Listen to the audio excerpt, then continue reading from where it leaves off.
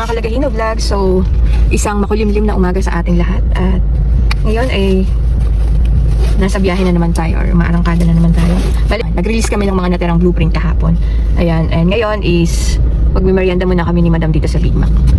And then after dito, rekta kami sa Matnog para magpa-receive kami ng letter. Tulad ng nakagawian namin ni Madam, hindi kami nag-aalmusal tuwing umaalis. Pero dahil tapos na kami mag-distribute ng mga blueprint ay medyo matagal-tagal na rin kasi kami hindi nakakakain ng Big Mac burger. And nagmerienda na muna kami ni Madam bago kami pumunta ng Tugas Matnog.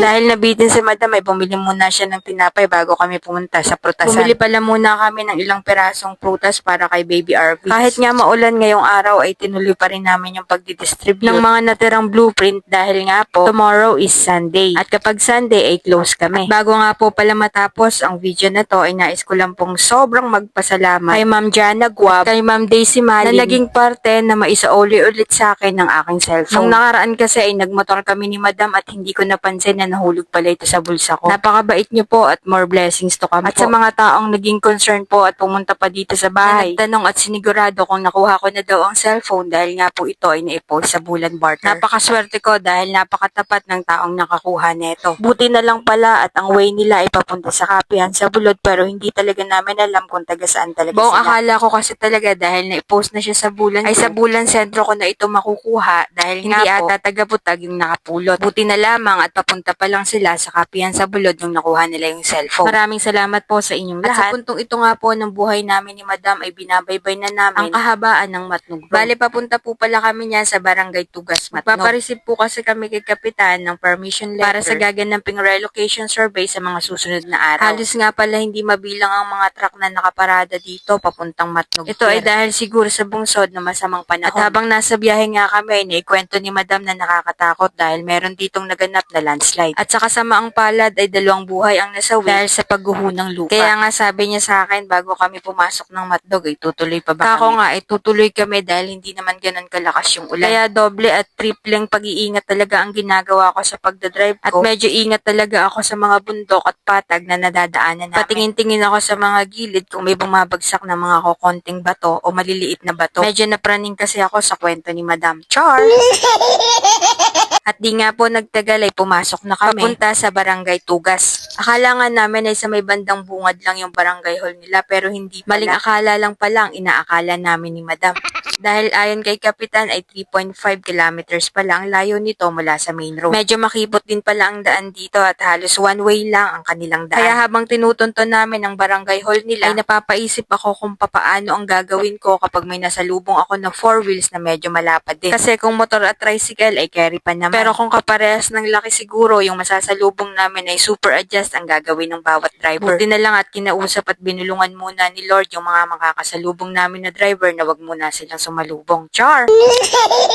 Wala din pala masyadong kabahayan kaya medyo napapraning ng 20% si Madam. Char!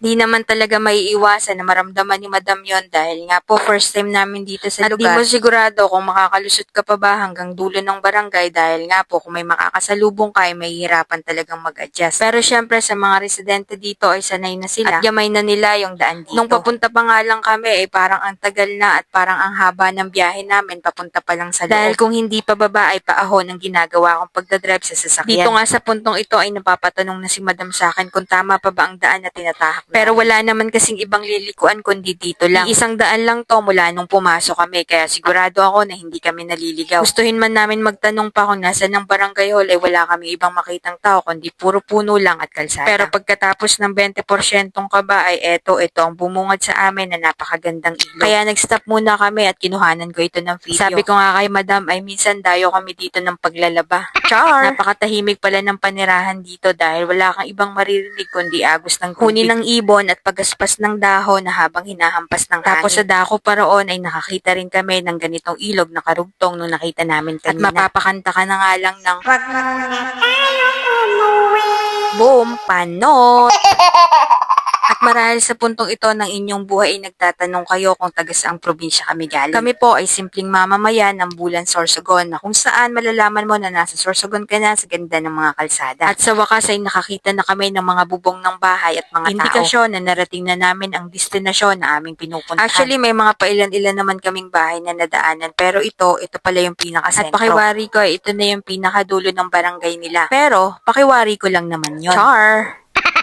Bago pala kami dumiretso sana sa daan na yan, ay nagtanong muna kami kung nasaan si Kapitan at nasaan ang kanilang pinakang-barangay. Di kasi namin alam kung sa may bandang likod kami dadaan o dito sa diretsong daan na hinaharapan ko. Pagka inaabot ka nga pala ng swerte, ay talagang suswertehin ka. Dahil yung unang-unang napagtanungan namin na tao ay si Kapitan na pala. Shoutout sa'yo, Kap. Napakabait niyo po at God bless po. Hindi na pala niya kami pinapunta sa kanyang opisina dahil dito na lang siya pumerma sa labas. Dahil ayon sa kanya ay kakasarado lang daw niya ng barangay hall. Kaya worth it talaga yung biyahe namin. Sabi nga ni Madam ay baka hindi kami ma-entertain dahil Sabado ngayon. Pero ang alam ko naman ay may officer of the day kahit Sabado. Dahil kahit hindi naman na itatanong ay nung SK chairwoman ako ay tuwing Sabado ako naka-assign para maging officer of the day na kung sakali nga na mayroong mga ganitong bisita sa barangay ay may mag-a-assist or may magtatawag sa kapitan kung kinakailangan. Kaya masasabi ko na worth it talaga yung biyahe namin ni Madam kasi kung gaano katagal yung biyahe namin papunta ay siyang gano'n naman kabilis na nakapagpaperma kami kay kapitan. Kaya kapitan, thank you po. Tapos nung pabalik na nga pala kami ay nag-stop talaga kami dito dahil sabi ko kay Madam pag pabalik kami ay hihinto talaga kami dito para makakuha ulit ako ng video. Y? Letter Y siya. Kumbaga, may nanggaling dito sa kanan, may nanggaling dito sa kaliwa.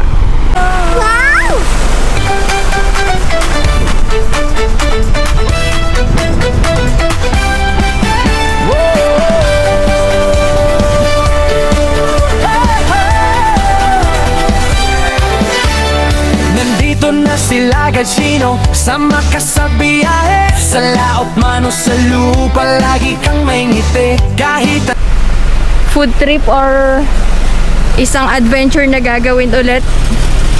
Tingin ko dito yung spot na pipiliin namin. Kasi ang ganda talaga. Pwede kami dyan sa side na yan. Sa side na yon. Kahit saan, pwede ka talaga. So kaya napastop ako. Medyo malabo lang yung tubig pero siguro kung hindi maulan tas hindi malabo, mas maganda pa siya. Pero kahit na ganito, sobrang ganda pa rin niya, oh.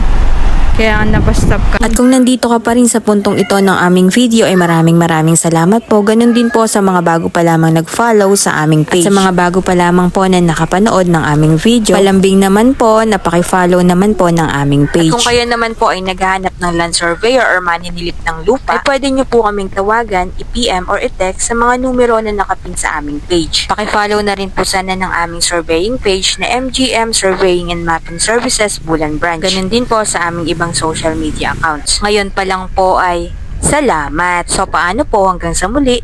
Sana masaya ang araw nyo at huwag kalimutang ngumiti. Huwag kalimutang mag-like, share, comment, and follow. Bye!